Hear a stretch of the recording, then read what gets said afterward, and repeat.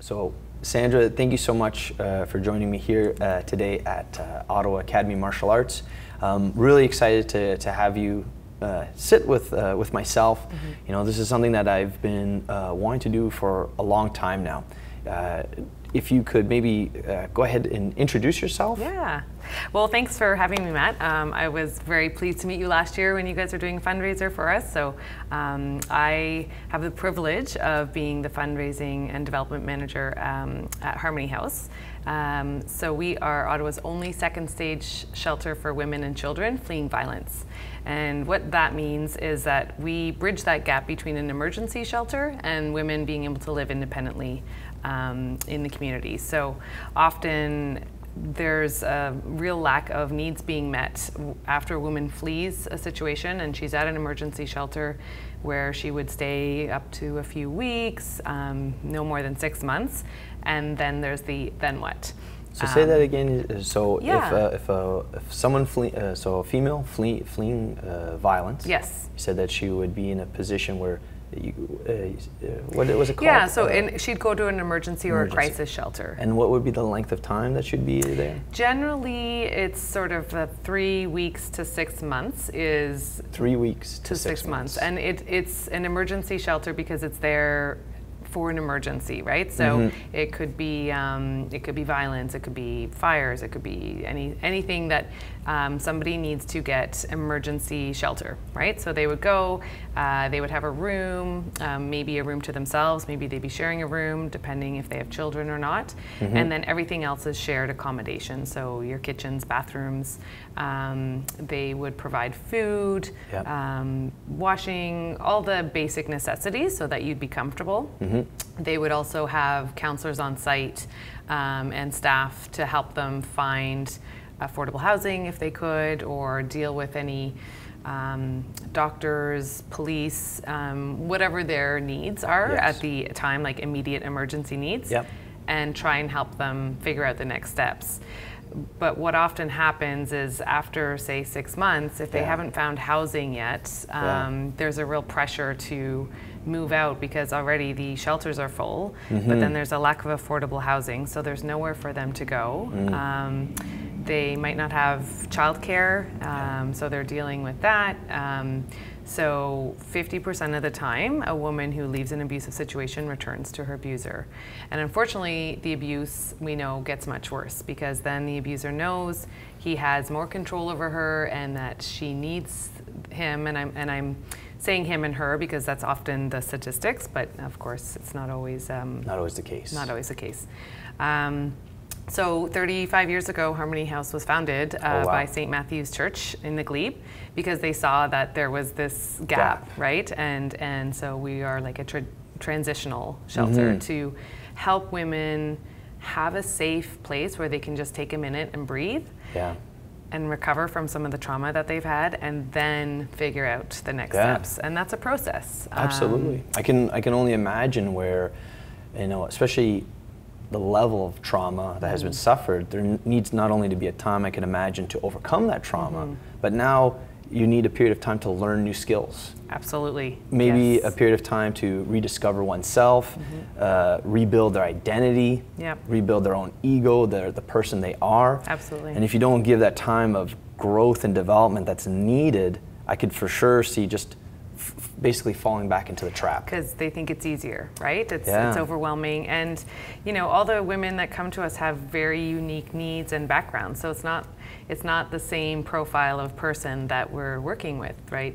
There's women who are new Canadians, so they came over here to get married, and unfortunately that didn't work out. There's you know, older women, of course there's younger women. We're unfortunately seeing an increase in sex trafficking.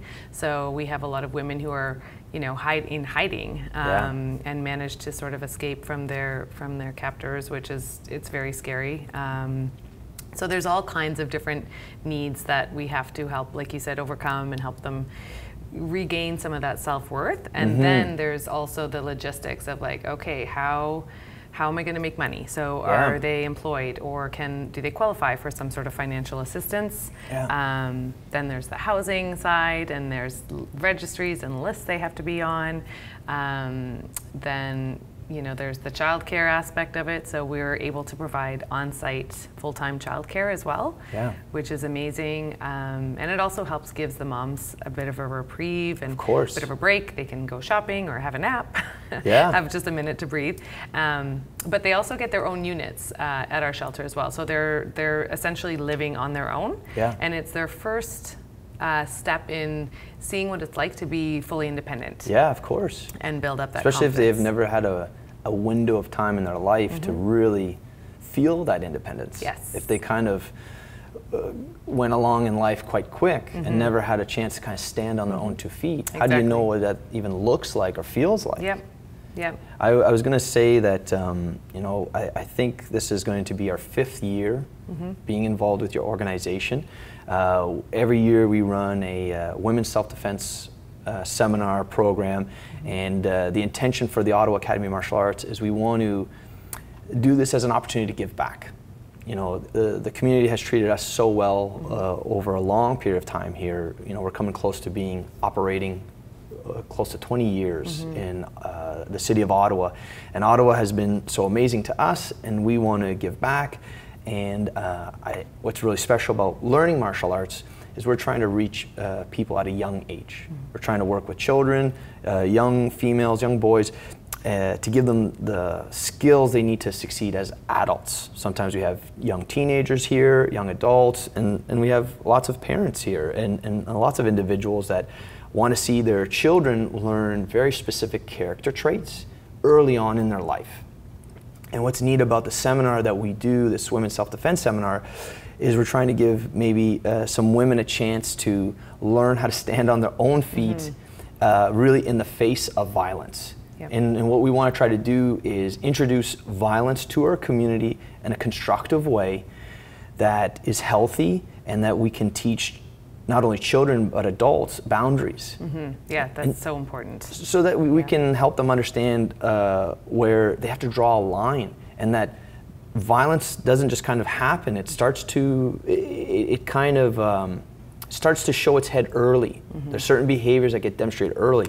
So I find with martial artists, they can be some of the most controlled individuals and learn how to kind of face dangerous situations, and we're trying to help people maybe you could say approach the trauma they've experienced in a different way, where they can feel like they're taking control over themselves, and kind of give them that feet there that they can, you know, I like to say for parents, it's like having jiu-jitsu in your pocket or martial arts in your pocket. It's not that you're going to rely on it, but if ever, if you ever needed it. And I think sometimes when people have this martial art background and they carry it, it gives them a sense of confidence that you just can't buy that. And that's really what we want to give to people. But anyways, with this seminar, we ask for just a donation on behalf of Harmony House. And I believe here at the Ottawa Academy of Martial Arts and our staff team, we really believe in what you're doing. And we understand that it takes time to teach people. It takes time to build successful behavior. You can't just do it in 3 weeks or 6 months. And not only is it about building this great character within, but it's about building connections with your community. What's really neat about our students here is that as you build yourself, you also build these great friendships. And then as you meet people, you find out that they work here and they work there, and all of a sudden you have opportunity to get work. And it's a byproduct of being part of our community. So for these women trying to find work, when you don't have any friendships or connections with people, I'm sure it's a long, difficult road. But when they're a member here, they get to know people. Next thing you know, doors are opening faster. But anyways, as we generate funds, we're so excited to give it to the Harmony House, because just, you know, hearing you speak about the Harmony House, I'm so excited that we're doing this, because I really think there's a lot of people in Ottawa that don't even know that Harmony House exists. The way I got introduced to it was actually Sherry, who works at our Canada location. She runs the school there.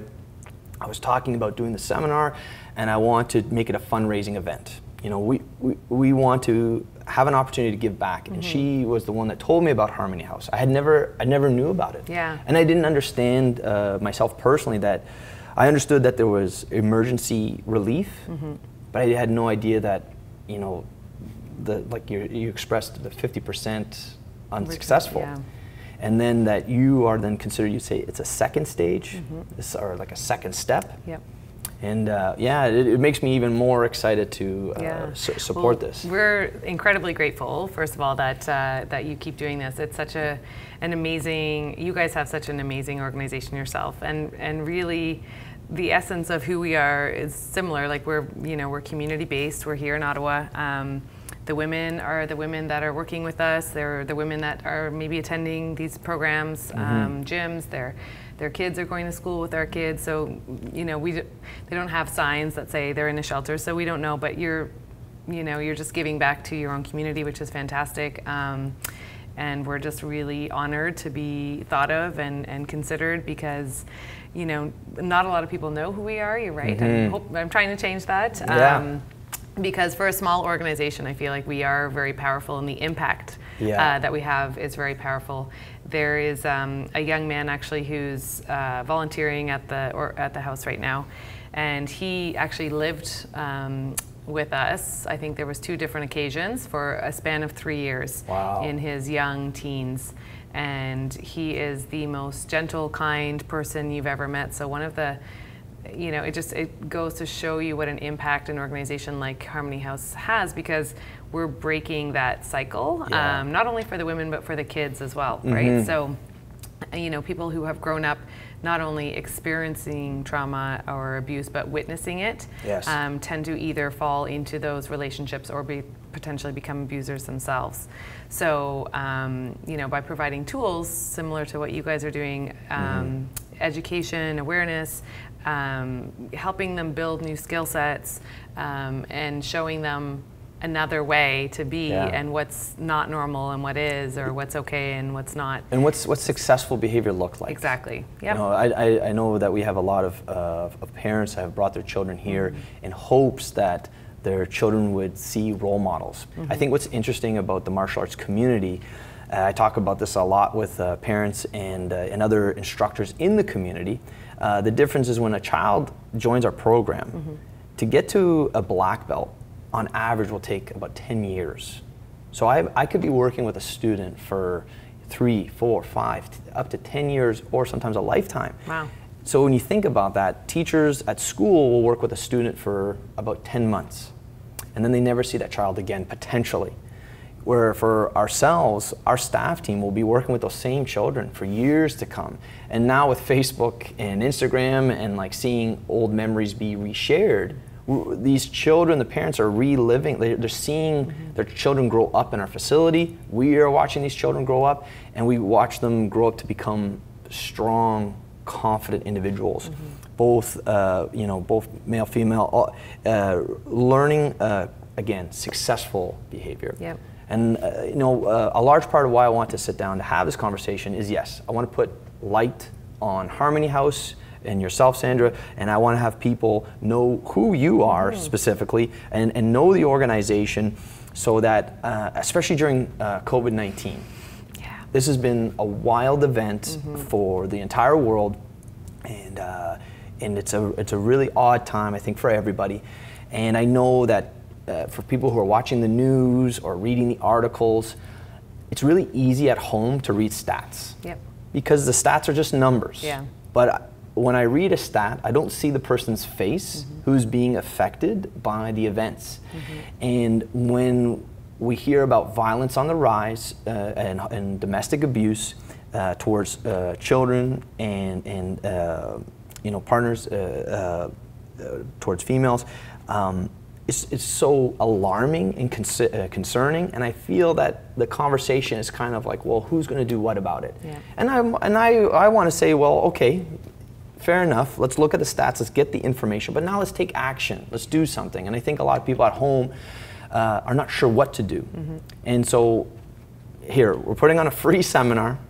Come get some exercise. If you don't feel comfortable being in our facility, you can do it on Zoom. If you feel comfortable, come get some exercise. Feel part of the community, have some fun, and we're going to raise some money. But why are we raising money? We're raising money for Harmony House. And what have you, I would really, I would love to hear what has been your experience right now with COVID-19, and what has been the change from one year to the next. Yeah. And I think a lot of our community, like the martial arts community, I think will really connect with what you're going to say, because we want to help. Mm-hmm. And I know there's more people at home that wish they could contribute. They don't know who to contribute to. Yeah. So I think you're the one. Well, I think like you guys, you know, being a small business as well, everyone's just had to pivot everything. Mm-hmm. You know, when COVID first started in March, we actually saw a decrease in calls across all shelters. And this was really concerning because we knew there was no way that all of a sudden there's less violence. And we also know that often violence happens when people are triggered. So losing their job, being forced into isolation, you know, a global pandemic. Yeah. Those are all very triggering, obviously. So it was sort of this calm before the storm, and it was a little bit of an odd time for everybody. We also couldn't move people in and out of the shelter because we were on full lockdown. So we had to go down to skeleton staff. We had to not accept any new residents. We happened to have 2 units that were available because people had just moved out, and the people moving in we weren't allowed because they would have had to self-quarantine for 2 weeks. And all shelters were sort of experiencing this just weird phenomenon of how are we helping people right now when we can't do our jobs. So there was a lot of quick thinking. I have to say the frontline workers were amazing, you know, across the city, across the country. They're the heroes for sure, just in the way that, you know, we needed to still be able to provide women support and the children support. So how did we do that? Well, the community really rallied together. They were very generous in their donations.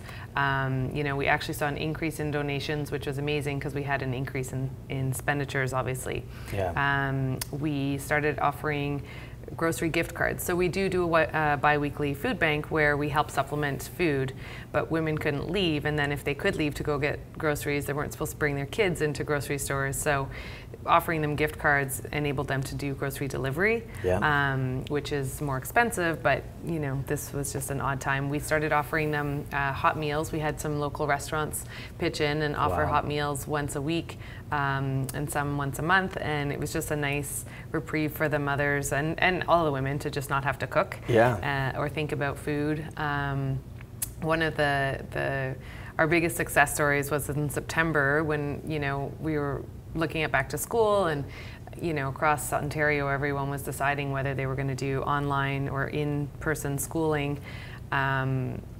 You know, women in shelters didn't really have that option. So we thought, well, how can we change this for them? And so we turned our boardroom into a homeschool pod.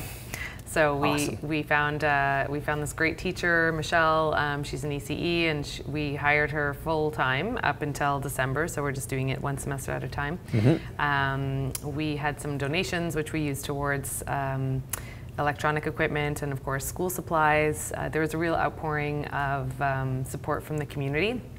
Fundraisers like what you guys are doing. All of the funds that we get go towards things like this, which wouldn't normally be covered from the small amount of government funding we do receive. So just having to be innovative in this way, we actually started working with an online therapy organization, so where they can do Zoom calls, even text messages, you know, just to be able to communicate with the women and support them when we couldn't meet with them in person. So there was a lot of like, how do we innovate what we do? Even we have a really nice courtyard at the shelter, so it's, you know, all the women have their own units, and the only common space that we had outside of this courtyard. So we actually spent extra money to buy patio furniture and new toys and things that aren't essential but actually were during the pandemic, because it allowed the women to have a really nice space to be outside where we were safely allowed to gather, where we could run some of our programming. Awesome. You know, where we could go for more outings, like, you know, around the community. So really it's all thanks to you guys and to other amazing businesses like you guys that were able to help us out with things like that. So yeah, you know, we've seen, you know, I think across whether you're in a shelter or not, just even substance abuse has become a bigger issue now, and normally that's not something our shelter specifically works or deals with. Yeah. So being able to offer supports, like for example, there's no AA meetings or NA meetings. So how do we, still support the women who are struggling with any substance abuse issues and bring them online, whether it's electronic devices. We installed free Wi-Fi in all the units as well. So women didn't have to worry about having to pay for that service. Exactly. So everyone has equal access. The supports are there. We're encouraging them to use it. So it's sort of a pivoting the way we do business, like you guys have had to as well. Yeah. It's getting there. We're still, there's lots to work on, of course, but it's this constant, community support that allows us to remain innovative and to be able to help women be able to move forward. And since we've gone into different phases of our lockdown, once we entered phase 3, we actually noticed an increase in calls looking for supports, because now women had more free time to themselves, meaning we weren't isolated anymore. So people could go to work or go to school or just be out, and so women had more of a chance to call. I would say we've seen a 60% increase in calls looking for supports. And not just women who need a place right away, but women who are asking about our services because they think they want to leave, but they're just not ready to yet. And COVID has created this whole other layer of, another obstacle for them, right? Yeah. So not only do they have to deal with the how am I going to get housing and what am I going to do with my kids, but then there's all the issues that COVID brings with, and having to self-isolate for 2 weeks. We also have seen, so normally when women come to us, they come to us from an emergency or first aid shelter, like I talked about before. And generally they've been living there for a while and they need to sort of move on, so they come to us. Because there are so many more people experiencing violence at home, we have actually moved in more women immediately from the house, which from their place of residence. Almost like emergent. So we've almost So, and that's not something we normally do, but our mandate is to keep women safe. So if it means sort of not following the steps that we normally have in the past, then we're just going to do what we have to do to get. So you're adapting to the situation. Absolutely, yeah. So you're going from a second stage to more first, and sort of a both, yeah. So it's unfortunately we don't have any more units, so that would be a great thing to be able to offer them, but that's a whole other capital campaign to build a new building if we were ever going to go down that route. So. Well, what I want to ask next, as we talk, I imagine that there are individuals that might come across this, and they either know someone who's facing violence, or maybe someone who's going to watch this is in a situation. What would be your advice or guidance? Like, what would be some of their first steps that they could take? Yeah, so first step, super easy. Just check out our website, which is harmonyhousews.com. The WS stands for Women's Shelter. Just check out our website. We've got resources on there. Call us. There's somebody in the office every day, Monday to Friday, 9 to 5-ish kind of hours. And if you just call our number, 613-233-3386, anybody who answers the phone is able to help. So they're all frontliners, and they can direct you to whoever you need to speak to, or at least give you some help and next steps. So absolutely just pick up the phone, make the call, and we can figure out with whoever needs our help what we can do, whether you're helping someone else or helping yourself, and what those steps are. And that's part of what we want to be able to offer, and we have, is to be able to do safety planning with women so that they can cover all the steps that they need to be able to be safe.